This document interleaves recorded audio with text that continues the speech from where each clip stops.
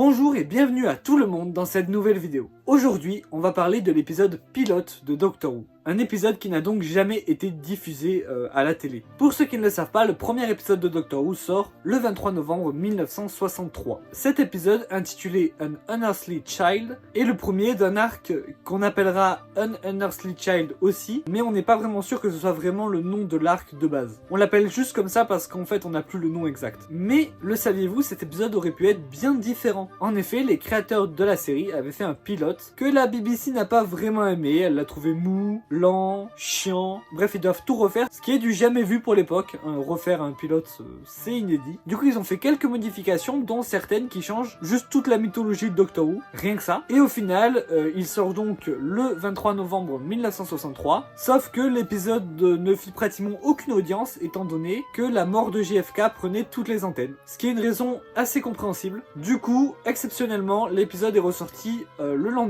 le 24 novembre 1963, et là ça a fait plus d'audience. Du coup, dans cette vidéo, on va voir ce que raconte ce premier épisode et voir les différences qu'il y avait entre le pilote et l'épisode qui est finalement sorti. Et juste pour vous dire avant de commencer, dans le DVD du coup du premier arc, qui comprend donc les 4 premiers épisodes de la série, il y a aussi l'épisode pilote. Donc si vous voulez voir le pilote, vous pouvez acheter le DVD ou aller sur le site que je vous mets toujours en description, où il y a les classiques sous-titrés en français, mais les épisodes disparaissent de plus en plus de ce site et ne sont pas remis parce que ça demande beaucoup de travail. Donc pour l'instant l'épisode pilote y est, mais peut-être plus pour longtemps. Bon, l'épisode commence par le générique, évidemment, suivi sur un plan iconique sur un policier, évidemment référence au TARDIS, qui se balade dans une rue et qui tombe sur un panneau avec écrit I am Foreman, qui est en fait une enseigne sur une sorte de grange dans laquelle la caméra rentrera et montrera le TARDIS. La seule différence entre le pilote et le vrai épisode, dans cette scène et dans beaucoup de scènes, en fait pratiquement toutes, c'est les plans de caméra. Ils sont tous différents, les dialogues eux changeront très peu, mais pratiquement tout a été retourné avec des plans de caméra différents. Bref, ensuite on arrive sur l'école de Suzanne, la petite fille du docteur, où on voit plus ou moins les mêmes plans, à l'exception du fait que dans le vrai épisode, il y a tout d'abord un plan sur le panneau avec écrit Coal Hill High School, le nom de l'école. Oui, effectivement, la même école qu'on reverra beaucoup dans la série. Il y a notamment Class, tout un spin-off qui est sur cette école. Enfin, tout un spin-off de une seule saison, mais un spin-off quand même. Et c'est aussi là que travaillent Clara Oswald et Danny Pink dans les saisons de Peter Capaldi. Mais du coup, dans le pilote, on ne sait pas quelle est cette école. On le saura plus tard dans l'épisode, mais pour l'instant, on voit juste que c'est une école. On retrouve donc Ian et Barbara, qui seront les 2 premiers compagnons du docteur, qui s'inquiètent parce qu'une de leurs élèves, Suzanne Foreman, est super intelligente, elle a les réponses à tout, mais sa situation familiale semble bizarre. Elle ne veut pas que ses profs viennent à la maison, et quand Barbara essaye d'aller chez elle, elle ne trouve qu'une grange abandonnée. Donc normal, il s'inquiète, et voilà, il décide de se renseigner là-dessus. Et on apprend que Suzanne Foreman a 15 ans. Ils reviennent vers cette fameuse Suzanne Foreman, Barbara lui donne un livre sur la Révolution française, et lui demande si elle veut pas être raccompagnée. Le livre de la Révolution française qui est un peu un foreshadowing vers le dernier épisode de la saison, qui sera donc sur la Révolution française, mais qui est aussi différent dans les 2 versions. Dans le pilote et dans l'épisode sorti finalement, c'est pas le même livre. À cet endroit-là, il y a une petite différence dans les dialogues aussi. Suzanne dit que non, c'est bon, elle aime bien marcher dans le brouillard. Et dans le pilote, elle dit en fait English Fog, qui veut donc dire brouillard anglais, ce qui ne manque pas de faire réagir Barbara, qui se demande pourquoi elle précise anglais. Cela se pourrait qu'elle vienne d'ailleurs. Ben oui, du coup, évidemment, elle vient de Gallifrey, mais c'est un détail absent de l'épisode qui est finalement sorti, où elle dit juste « j'aime bien me balader dans le brouillard ». Et au niveau de l'ambiance, quand ils se disent au revoir, du coup, c'est plus lugubre, c'est plus mystérieux dans le pilote que dans la version sortie. Le dernier plan de cette scène est par contre, lui, totalement différent d'une version à l'autre. Dans la version finalement sortie, elle ouvre le livre de la Révolution française et elle se met à faire des remarques comme quoi ce qui a écrit dedans, ce serait faux. Évidemment, impliquant le fait qu'elle soit une voyageuse temporelle et que du coup, bon, elle a des infos quoi. Mais dans le pilote, elle fait pas du tout ça. Elle n'ouvre pas le livre, elle va sur un bureau où il y a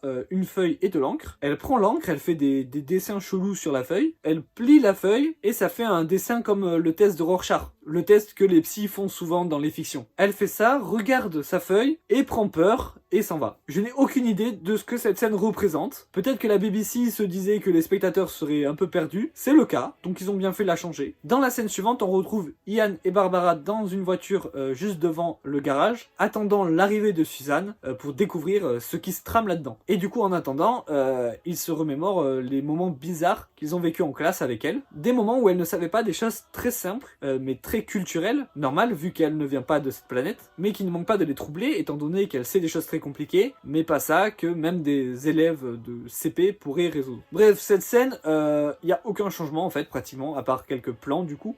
Donc on va la passer pour passer directement à la scène où Suzanne rentre et où ils la suivent dans ce fameux garage. Bon, le garage concrètement c'est un vrai bordel, il y a plein d'affaires partout. Des œuvres d'art, comme des poteries, comme des mannequins un peu terrifiants. Et la différence c'est que dans le pilote il y a plus de mannequins terrifiants et l'ambiance est beaucoup plus sombre que dans la version sortie. Mais ce n'est pas la seule différence, la plus grande différence c'est, je pense, le plus gros problème du pilote. Les personnages sont censés chercher Suzanne, ce qu'ils font bel et bien dans la version diffusée, hein, ils fouillent, ils soulèvent des choses, ils la cherchent, ils crient un peu partout, mais ce qu'ils ne font pas du tout dans le pilote. En fait, ils crient le nom de Suzanne dans le pilote, mais ils regardent genre comme ça, ils se déplacent, ils font Suzanne, Suzanne. Ils ne fouillent rien, ils sont très statiques et ils bougent dans un périmètre de genre 2 mètres de distance. Bref, ils trouvent le TARDIS et là pareil, dans le pilote c'est beaucoup moins naturel. Après le docteur rentre, là petit détail qui moi m'a triggered, dans le pilote ils sont très mal cachés, c'est grillé à des kilomètres que le docteur peut les voir, alors que dans l'autre version c'est moins grillé. Là encore petite différence, Suzanne va crier « Ah grand-père tu es rentré » de l'intérieur du TARDIS du coup, alors que dans le pilote elle ne précise pas grand-père, elle dit juste « Ah tu es rentré ». Encore une différence, dans le pilote le docteur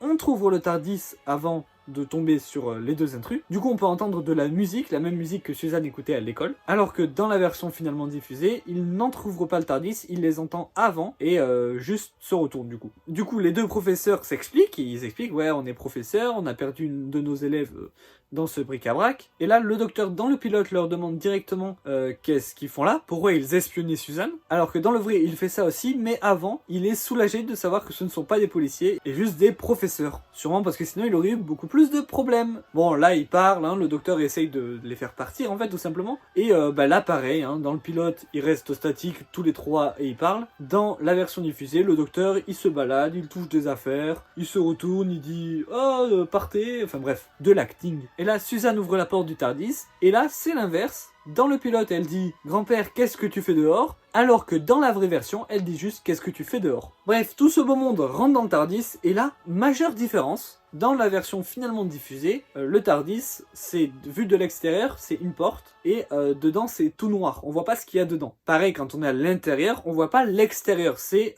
du noir encore. Alors que dans le pilote, ils avaient pris le parti pris plutôt intéressant de voir l'intérieur. Et comme dans les New Who, on voit l'intérieur quand ils ouvrent le TARDIS. Sauf que là, ça fait très bizarre parce que il y a les 4 portes. En fait, dans les New Who, la porte du TARDIS, de l'intérieur et de l'extérieur, c'est la même. Mais dans les classiques, en tout cas dans le premier TARDIS, les portes de l'intérieur sont des portes vraiment tardiciennes, alors que les portes de l'extérieur, c'est la cabine téléphonique. Ce qui est logique, parce que le TARDIS peut théoriquement prendre plusieurs formes. Mais du coup, quand on veut montrer l'intérieur, on a 4 portes. On a les 2 portes de la cabine téléphonique et les 2 portes du TARDIS, avec un couloir entre les deux. Ce qui fait très bizarre. Donc c'est Suzanne qui a ouvert les portes. Et là, on a le pire acting dans la version du pilote, avec Suzanne qui est comme ça, qui ne bouge pas, qui attend le top, et puis qui d'un coup se retourne et reste statique, et regarde les autres entrer. Alors que dans la version diffusée, l'acting est bien meilleur. Suzanne n'est pas statique, elle est de l'autre côté de la console, et quand les autres personnages rentrent, elle se déplace vers l'avant de la console pour les accueillir en fait. Et elle n'a pas les mêmes habits non plus. Elle a des habits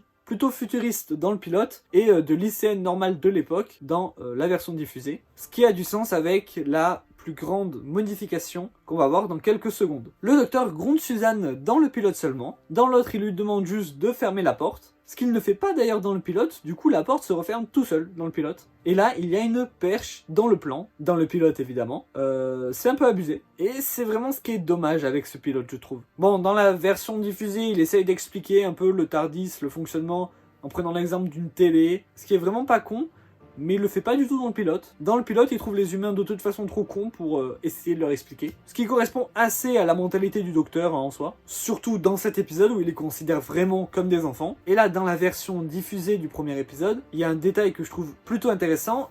Ian et Barbara essaient de convaincre Suzanne de leur ouvrir la porte ou de raisonner son grand-père. Là où dans le pilote, ils essaient de convaincre le docteur, ce qui est peine perdue. Donc c'est plus logique de convaincre Suzanne, qui connaissent mieux, hein, qui est leur élève quand même. Et là on a la vraie grosse différence qui change toute la mythologie de Doctor Who, quand Suzanne dit qu'elle vient d'un autre temps, d'un autre monde. Dans la version diffusée, c'est tout ce qu'elle dit, ce qui est logique. Le docteur vient de Gallifrey, donc un autre monde, et d'il y a très longtemps. Les Time Lords, c'est des ancêtres, ils sont loin de fou dans le temps, mais dans le passé. Alors que dans le pilote, Suzanne dit qu'elle est née au 49e siècle. Et après, elle dit dans un autre temps, dans un autre monde. Mais ça change tout, parce que du coup, ce ne sont pas des Time Lords, ou du moins, pas les Time Lords qu'on connaît. Alors évidemment, tout le concept de Time Lord et tout ça, ça a été inventé bien après. À cette époque, on savait même pas que le docteur pouvait se régénérer, personne ne le savait, ni William Hartnell, l'interprète du premier docteur, ni les créateurs de la série, personne. Mais le fait est que nos Time Lords à nous ne viennent pas du 49e siècle. Donc ça aurait tout changé à ce niveau-là. Et c'est pour ça que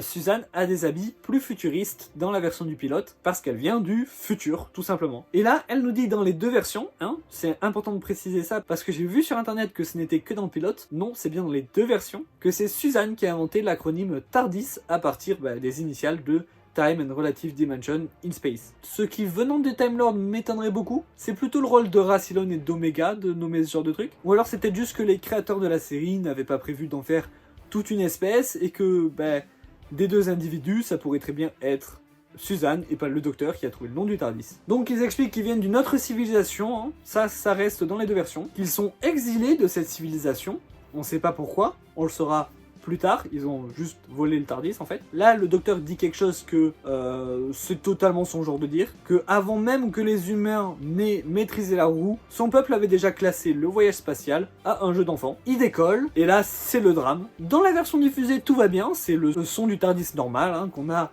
depuis cet épisode jusqu'au dernier épisode en date. Enfin, ça a toujours été ce son-là. Le son iconique de déplacement du TARDIS. Alors que dans le pilote, on sait pas ce qu'ils avaient, ils ont pété un câble, et ils nous ont mis un son horrible. Si on avait dû avoir ça à chaque épisode, à chaque déplacement du TARDIS, la série aurait pas tenu plus de 2 saisons. Du coup, ils ont vraiment bien fait de le changer. Et ils atterrissent au temps des Cro-Magnons, et donc après voilà, c'est l'arc qui continue avec 3 autres épisodes. Et voilà, après c'est la saison, la série qui continue, et voilà quoi. Que penser de cet épisode pilote? Il est pas si différent de la version finale, mais les différences sont trop importantes pour regretter le pilote. Déjà, la version finale est beaucoup mieux rythmée, mais en plus naturel. Les acteurs jouent bien dans la version finale, alors que dans le pilote ils sont tous statiques, on dirait ils sont un peu timides, ils savent peut-être pas trop comment jouer leur personnage, enfin bref, c'est beaucoup plus hasardeux. Il y a une perche dans le plan dans le pilote, et ça, c'est quand même assez incroyable. Ça peut montrer un manque de professionnalisme, mais je ne pense pas. Je pense que c'est surtout un manque de temps, et ils ont juste bâclé en fait l'épisode pilote, je pense. Je suis très content qu'ils aient refait cet épisode, même si du coup on a failli ne pas avoir Doctor Who. Ça aurait été vraiment dommage. Je suis aussi content qu'ils aient enlevé le 49e siècle, parce que du coup ça nous donne nos Time Lords qu'on adore, et l'idée des Time Lords, le concept qu'on adore, pas les Time Lords en soi, parce que ça aurait été juste un voyageur temporel qui vient du futur, et c'est assez cliché. Alors peut-être qu'à l'époque ça l'était pas vraiment, mais maintenant c'est vraiment très cliché, et je dis pas ça contre le Visiteur du futur, hein. Le Visiteur du futur c'est très bien, et allez voir le film, quand il sortira, parce qu'il sort en septembre. Regardez la web série en attendant. Mais là on s'écarte du sujet. Voilà, donc c'est tout pour cette analyse du coup du pilote et du premier épisode de Doctor Who. J'espère que la vidéo vous aura plu. On se retrouve très vite dans 2 semaines en fait, hein, comme d'habitude, pour je sais pas encore quoi en fait, j'ai plusieurs vidéos en tête.